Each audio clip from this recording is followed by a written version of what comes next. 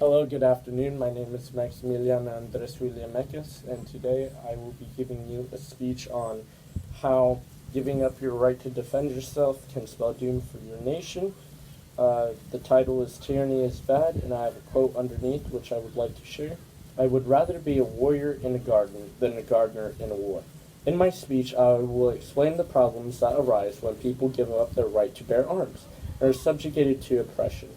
For example, if we look back to when Hitler gained power, we can see that he used gun control to disarm the Jewish population. Once his plan was set into motion, he used the terms mentioned under for the greater good and sent these law-abiding citizens to the grave with his concentration camps. He even talks about in the book Mein Kampf how a disarmed population is an easy population to subjugate. One of Hitler's quotes was, "To conquer a nation, first disarm its citizens." End of quote. The same arguments were made for and against gun control in the 1920s. Before Hitler took power, there was still a debate on guns. Once Hitler started to take power, he decided it would be best to disarm all of the populace. In his plan, if any other Jews that still had their firearms within 24 hours of that time frame were to be executed, and no other Jews could have food or water within that time. Then Hitler became the next president of Germany, and once the firearms of the Jews were taken away, he had them enter the ghettos and slums forcibly, and he had them taken away from their homes and family before they could even stage a resistance, which was part of his plan.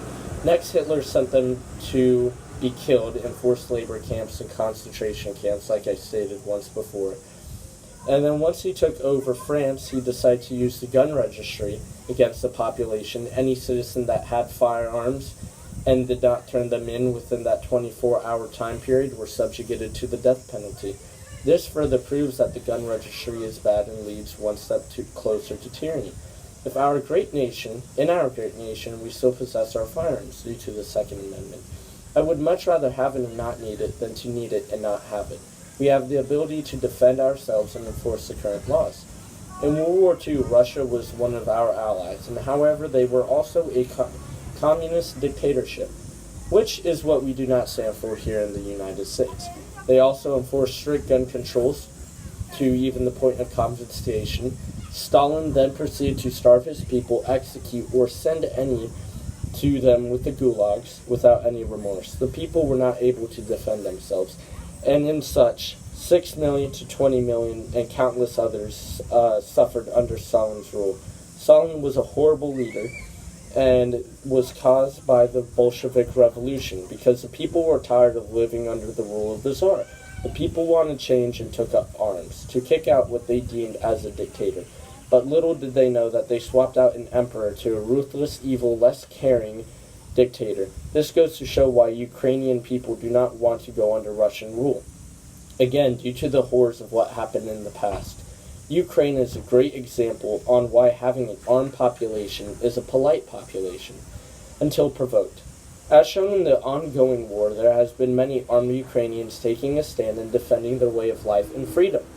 Allow me to explain. If Ukraine did not have guns to defend themselves, the Russians would have subjugated them and declared martial law. As we have seen, having a strong armed population can deter larger forces, or even smaller ones, from taking over. In the war, the ground troops are what hold the area, not just tanks or air force or etc. It's the physical men and women that keep an area free from opposition, whether that would be foreign or domestic. These people do not want to go back to a communist dictatorship where millions of people died to incompetent leaders that did not care about them or their well-being and only cared about power and money. I'm going to read a quote by Vladimir Zelensky. This is because our weapons are our truth, and our truth lies in the fact that this is our land, this is our country.